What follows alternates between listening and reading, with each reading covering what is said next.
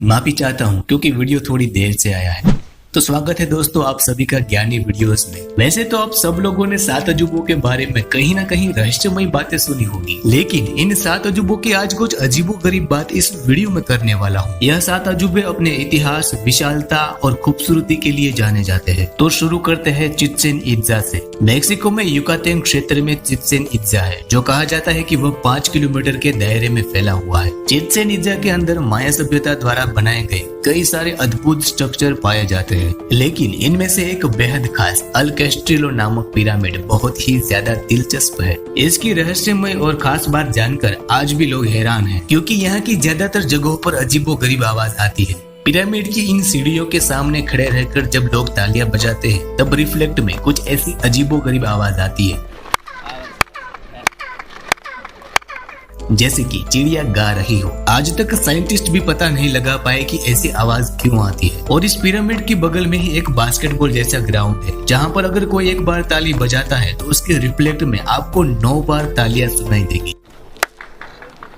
Chichen इत्जा में इन माया सभ्यता की ऐसे बेहतरीन स्ट्रक्चर की खोज आज भी शुरू है। अब बात करते हैं द रोमन कोलोसियम की। इटली के कैपिटल रोम में स्थित रोमन कोलोसियम दुनिया के 7 अजूबों में से एक है। रोमन कोलोसियम एक अंडे का आकार जैसा गोल थिएटर है। इस थिएटर का काम 72 ईसा पूर्व में शुरू किया गया था, जिसे 10 साल लगे थे बनने में। थिएटर के अंदर 50 से 80 हजार दर्शकों के बैठने की व्यवस्था थी। इस थिएटर के अंदर साल में 2 बार फेस्टिवल आयोजित किया जाता था, जो 100 दिन तक चलता था। लेकिन अब दोस्तों जो आपको सुनाने वाला हूँ उसे ध्यान से सुनिएगा, क्योंकि उसे सुनने के बाद आप हैरान रह जाओगे। यहाँ पर फेस्टिवल तो होता था, लेकिन इसके अंदर जो खेल खेला जाता था उसमें करो या मरो वाला खेल होता था। इस खेल में प्राणी और ग्लैडिएटर्स के बीच लड़ाई करवाई जाती थी। इन लड़ाई में शेर, बाघ और कई सारे खतरनाक प्राणी भी शामिल थे, और ग्लैडिएटर्स को इनके सामने अपनी जान बचाने के लिए लड़ना पड़ता था। आपको जानकर और भी हैरानी होगी कि यहाँ पर हर एक फेस्टिवल में हजारों प्राणियों, ग्लैडिएटर्स और कैदी अपनी जान लड़ते लड़ते गवा देते थे। यहाँ तक कहा जाता है कि इस खेल में एक ही दिन में 10,000 प्राणियों ने अपनी जान गवाई थी। जब से इस फेस्टिवल की शुरुआत हुई, तब से जब तक फेस्टिवल किए गए, उस दौरान लाखों की संख्या में प्राणियों और ग्लैडिएटर्स मारे गए। इस कोलोसियम के नीचे कमरे हैं जिसमें प्राणी और ग्लैडिएटर्स को रखा जाता था। दोस्तों यदि अभी तक आपको हैरानी नहीं हुई तो बात करते हैं तीसरे अजूबे के बारे में,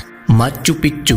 दक्षिण अमेरिकी देश पेरू में स्थित कोलंबस पूर्व युग इंका सभ्यता से संबंधित ऐतिहासिक स्थल है, जो समुद्र तल से तकरीबन 2430 मीटर ऊपर है। इस शहर को इंका इंजीनियरिंग का एक बेहतरीन नमूना कहा जाता है। यह शहर लगभग 1450 साल पुराना है। इस शहर को इंकाओं का खोया हुआ शहर कहा जाता है, जिसे साल 1911 में खोजा गया था। इसकी एक हैरान कर देने वाली बात तो यह है कि उस वक्त ना ही कोई धातु थी और ना ही कोई औजार था, और ना ही कोई भी मेटल का इस्तेमाल किया गया था। फिर भी इतनी सटीकता से यहाँ के पत्थर को तराश कर इतने परफेक्ट रखे गए थे। आप इस बात से अंदाजा लगा सकते हो कि इसके बीच में क्रेडिट कार्ड भी नहीं डाल सकते।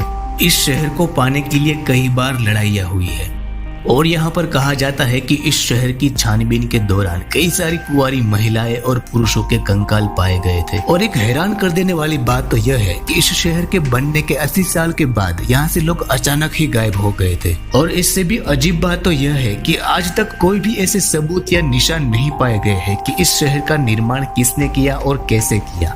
यह आज तक एक राज बना हुआ है। अब बात करते हैं चौथे अजूबे के बारे में। शायद अभी तक की आप अजीब बातें सुनकर हैरान हो गए होंगे, लेकिन अभी आपको मैं एक खोए हुए शहर के बारे में बताने वाला हूँ कि कैसे अजीब तरह से शहर को खोजा गया। वर्तमान जॉर्डन के अमान प्रांत में स्थित प्राचीन और पुरातात्विक शहर पेट्रा, जिसे अरबी उच्चारण में पेत्रा या अलबत्रा कहा जाता है, यह दुनिया के चुनिंदा प्राचीन शहरों में से एक है। पेट्रा के इतिहास की शुरुआत ईसा पूर्व 6वीं शताब्दी से होती है। यह शायद 3200 साल पुराना है। अब दोस्तों इस बात को ध्यान से सुनिएगा कि इस शहर की खोज किसने की और किस तरह से हुई। पेट्रा एक होर नामक पहाड़ की ढलान पर बना हुआ शहर है, जो मृत सागर और लाल सागर के बीच आता है। 1812 में एक स्विच खोजकर्ता जोहान लुडविग बर्कहार्ट ने इसकी खोज की थी। जोहान लुडविग जब तपती धूप में एक पहाड़ी के पास चल रहे थे, तो थोड़ी देर आराम करने के लिए एक गुफा में रुके थे। उन्होंने जब गुफा में पीछे की तरफ देखा तो एक रास्ता अंदर जाता हुआ दिख रहा था। जैसे जैसे वह अंदर चलते गए, वैसे रास्ता रास्ता और चौड़ा होता गया और सामने नजर करते हुए एक आलीशान खोया हुआ शहर दिखाई पड़ता है। इस बड़ी अजीब तरीके से मिले शहर का आज जो हिस्सा है वह सिर्फ 15% ही खोजा गया है। अभी भी 85% जमीन के अंदर है।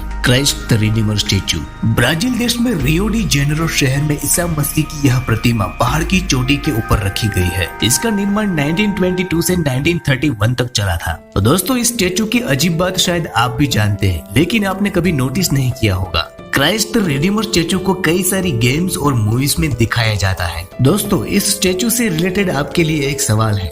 क्राइस्ट द रिडीमर स्टेचू की लंबाई कितनी है? आपको कमेंट करके जवाब देना है। सही जवाब देने वाले को कमेंट में हार्ट दूंगा ताकि पता चले कि आपका जवाब सही है। The great wall of China, कौन नहीं जानता इसके बारे में। जब से हम छोटे थे तब से चाइना की इस दीवार के बारे में सुनते आए हैं। आप सब लोग इसके बारे में शायद जानते ही होंगे, इसलिए मैं आपको इसके बारे में कुछ लंबा इतिहास नहीं बताऊंगा। इस दीवार को बनाने की शुरुआत 700 से 711 ईसा पूर्व में चीन की उत्तरी सीमा पर की गई थी। लगभग 2200 से 2300 साल हो गए इस दीवार को बने हुए और इस दीवार को बनाने में 20 से 30 लाख मजदूर काम कर रहे थे, लेकिन इनमें से 10 लाख मजदूर भूख, प्यास और मार की वजह से मारे गए। दोस्तों, the great wall of China के बारे में आपने यह भी सुना होगा कि यह अंतरिक्ष से भी दिखाई देती है, लेकिन यह बिल्कुल गलत है। अब बात करते हैं इसकी सबसे अजीब और चौंकाने वाली चीज की। आमतौर पर इस दीवार को बनाने में पत्थर, ईंटें और मिट्टी का इस्तेमाल किया गया है, लेकिन इस दीवार को बनाने में एक ऐसी चीज का इस्तेमाल किया गया है जिसे सुनकर आपको भी विश्वास नहीं होगा। इस दीवार को बनाने में स्टिकी राइस का इस्तेमाल किया गया था। आप इस वीडियो में साफ तौर पर देख सकते हो कि किस तरह से चावल के आटे का इस्तेमाल किया गया है और आज भी उतनी ही मजबूती से टिका हुआ है। दोस्तों, अब बात करते हैं हमारे ताजमहल के बारे में। ताजमहल के बारे में आजकल हर कोई जानता है, लेकिन एक छोटी सी इंफॉर्मेशन बता देता हूँ। हमारे भारत देश में आगरा शहर में स्थित ताजमहल को 1632 में बनाने की शुरुआत की गई थी, जिसमें 22 साल लगे थे और 20,000 मजदूर के द्वारा ताजमहल का काम पूरा किया गया था। ताजमहल को लगभग 390 साल हो गए, लेकिन आज भी वैसी ही चमक इसके ऊपर कायम है। जब ताजमहल के आगे के दरवाजे से हम ताजमहल को देखते हैं तो एक विशालकाय ताजमहल दिखाई देता है, लेकिन जैसे जैसे हम अंदर जाते हैं वैसे ताजमहल छोटा होता जाता है। पर दोस्तों, इसकी रहस्यमय और एक खास बात जानकर आप चौंक जाओगे। जब शाहजहां की बेगम मुमताज की बुरहानपुर में मृत्यु हुई तब उनको वहीं दफनाया गया था। फिर जब शाहजहां ने मुमताज की इच्छा को पूरी करने के लिए ताजमहल को बनाने की शुरुआत की तब बुरहानपुर से मुमताज का शव वहां से निकालकर जहां ताजमहल बन रहा था वहीं लाया गया और बाजू के बगीचे में दफनाया गया था। फिर जब ताजमहल का काम पूरा हुआ तब वापस से मुमताज के शव को वहां से निकालकर ताजमहल की मुख्य कब्र में दफनाया गया। दोस्तों, आपको इस वीडियो में सबसे अजीब और रहस्यमय बात कौन सी लगी यह कमेंट करके जरूर बताएं और यहाँ तक वीडियो को पूरा देखने के लिए आपका बहुत धन्यवाद।